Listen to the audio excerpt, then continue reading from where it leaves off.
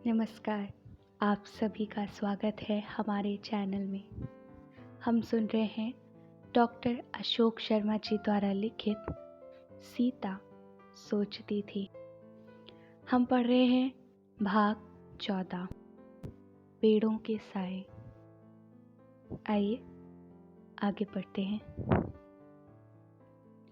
हनुमान के जाने के कुछ देर बाद ही सीता को शोर सा सुनाई पड़ने लगा। दौड़ने भागने के साथ ही मारो मारो की आवाजें सुनाई पड़ रही थीं। शोर बढ़ता ही जा रहा था। जब से सीता लंका में आई थी, पहली बार उन्होंने इस तरह का शोर सुना था। ऐसा लग रहा था जैसे कहीं बड़ी लड़ाई हो रही हो। सीता का मन हनुमान की कुशलता को लेकर आशंकित हो गया। फिर उन्हें लगा कि जिसे श्री राम ने दूत बनाकर भेजा है, वो वंचर इतना विशाल समुद्र लांघकर और उनका संदेश लेकर सुरक्षित यहाँ तक पहुँच गया, वह साधारण नहीं हो सकता। अवश्य ही बहुत पराक्रमी होगा। उन्हें लगा यह राक्षस उसका कुछ नहीं बिगाड़ पाएंगे और वह अवश्य ही सुरक्षित अपने स्वामी तक पहुँच जाएगा। सीता ने देखा उनके आसपास जो राक्षस स्त्रियां घूमा करती थीं, वे भी अस्त व्यस्त इधर उधर दौड़ रही थीं। उन्होंने त्रिजटा से पूछा, माँ, यह कोलाहल और दौड़ भाग क्यों हो रही है? मैं अभी देख कर आती हूँ, बेटी तुम अपना ध्यान रखना, कहकर त्रिजटा गईं। कुछ देर बाद वापस आई और बोली, बेटी कोई वंचर आया है, उसी ने यह सब उपद्रव मचा रखा है। लोग कह रहे हैं उसने कई वृक्ष उखाड़ डाले हैं, अनेक राक्षसों को ही नहीं, रावण की सेना के 5 सेनापति और राजकुमार अक्षय कुमार को भी मार डाला है। सीता समझ गई यह हनुमान ने ही किया होगा। अकेले ही रावण की सेना को चुनौती देने वाला राम का दूत ही हो सकता है, किंतु रावण की सेना के कई सेनापतियों और उसके पुत्र अक्षय कुमार के भी हताहत होने की बात सुनकर वे आश्चर्यचकित हुई। उन्हें हनुमान की सामर्थ्य का अनुमान तो था, किंतु अक्षय कुमार के बारे में उन्होंने सुना था कि वह बहुत बड़ा योद्धा था। अतः उन्होंने फिर पूछा, अक्षय कुमार तो बहुत बड़ा धनुर्धर था, कहते हैं उसका लक्ष्य वेद अचूक था। वह भी? हाँ, वह भी। वह बड़ा धनुर्धर अवश्य था, किंतु इस अवस्था में ही बहुत से दुर्गुणों से युक्त हो चुका था। हाँ, और एक कुट्टिनी है, बड़ा अलग सा नाम है उसका। मुझे इस समय उसका नाम स्मरण नहीं है। वह बहुत सी शिष्टियों को अपने मोहजाल में फंसाकर राजा से रंक बना चुकी है। फिर यह उसकी बेटी पर आसक्त था। वह लड़की इतनी रूपवती थी कि उसे मदन मर्दनी कहें तो भी अनुचित न होगा, किंतु उसका नाम मदालसा था। नाम भी सुंदर है, सीता ने कहा। तो बेटी उस कुट्टिनी ने इसका लाभ उठाते हुए मदालसा के माध्यम से इससे बहुत सा स्वर्ण ठगा और फिर माँ बेटी ने एक दिन इसको लेकर आपस में लड़ाई का नाटक रच दिया। हाँ, सीता ने आश्चर्य से कहा। हाँ, फिर एक दिन जब यह उससे मिलने गया तो मदालसा इसको देखकर रोने लगी। क्या हुआ, तुम्हारे नेत्रों में अश्रु क्यों? इसने पूछा। मेरी माँ को तुम्हारा यहाँ आना और मुझसे मिलना पसंद नहीं है। वह कह रही है कि यदि मैं तुमसे मिलना नहीं छोड़ूंगी तो वह मुझे अपने गृह से निकाल देगी, उसने कहा। फिर क्या? यह मूर्ख उस पर आसक्ति के कारण अंधा हो चुका था, अतः उसको चक्र में फंस गया। लड़की को माँ से अलग एक सुंदर महल में ले जाकर रखा और उसे बहुमूल्य रत्नाभूषणों से लाद दिया। किंतु वेश्याएं भी कभी किसी की हो पाती हैं क्या?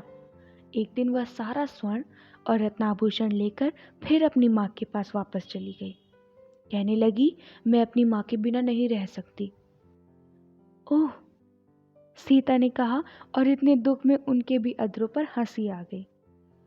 वह अपने दुर्गुणों से अपना तेज खो चुका था। कहकर त्रिजटा चुप हो गई। सीता क्या कहती, वे चुप रहीं। तो त्रिजटा ने फिर कहा, अक्षय बहुत अच्छा लक्ष्यवेधी अवश्य था, किंतु था लक्ष्यहीन। सीता ने सब सुना और वे समझ गईं कि अवश्य हनुमान ने उस पर सहज ही विजय प्राप्त कर ली होगी। लोग बता रहे थे कि युद्ध में उस वंचर ने अक्षय के मुख पर एक भयंकर मुक्का जड़ा, जिससे वह सहन नहीं कर सका। मुंह से रक्त वमन करते हुए गिर पड़ा और फिर नहीं उठा। त्रिजटा ने कहा, ओह। सीता ने कहा, उन्हें अक्षय कुमार के लिए दुख भी हुआ और साथ ही राम के दूत के बल पर गर्व भी। फिर भी उनके मन से हनुमान की चिंता नहीं गई। अतः उन्होंने त्रिजटा से पूछा, अच्छा वह अभी लंका में ही है या चला गया? मैंने सुना है रावण का बड़ा पुत्र मेघनाद सेना लेकर आया और उसे बंदी बनाकर रावण के दरबार में ले गया है। इस समाचार से सीता का मन बहुत अशांत हो गया। उन्होंने नेत्र बंद कर लिए और मन ही मन ईश्वर से प्रार्थना करने लगी कि हनुमान को कुछ ना हो। कुछ समय इसी भांति व्यतीत हो गया। अचानक पुनः बहुत शोर सुनाई देने लगा। सीता ने नेत्र खोले। जगह जगह से धुआं की ऊंची ऊंची मीनारें उठ रही थीं। लगता था कहीं बड़ी आग लगी है।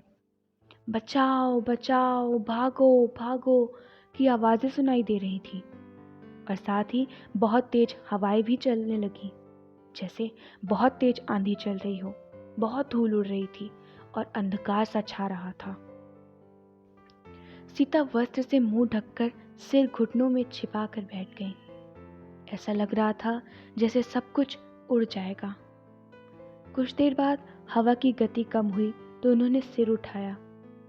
पेड़ों से झड़े पत्तों से धरती पटी हुई थी। वे अभी भी उड़ रहे थे और रह रहकर हवा का शोर भी सुनाई पड़ रहा था। कुछ ही दूरी पर एक विशाल वृक्ष भी उखड़ा पड़ा हुआ था।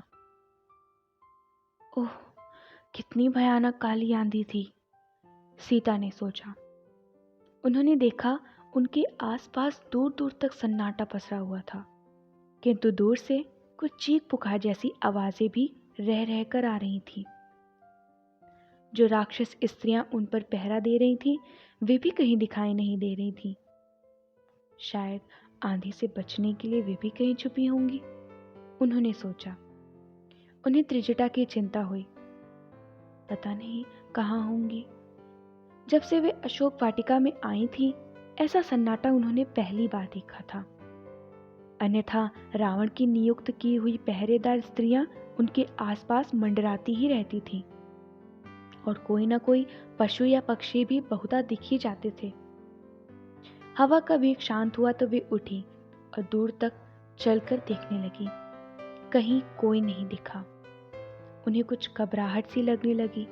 वे अपने स्थान पर लौटकर एक वृक्ष के तने पर हाथ रखकर खड़ी हो गईं।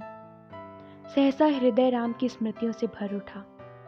उनके अधरों से बहुत ही स्पष्ट स्वर में निकला, कहाँ हो, कब आओगे और कितनी लंबी चलेगी यह प्रतीक्षा।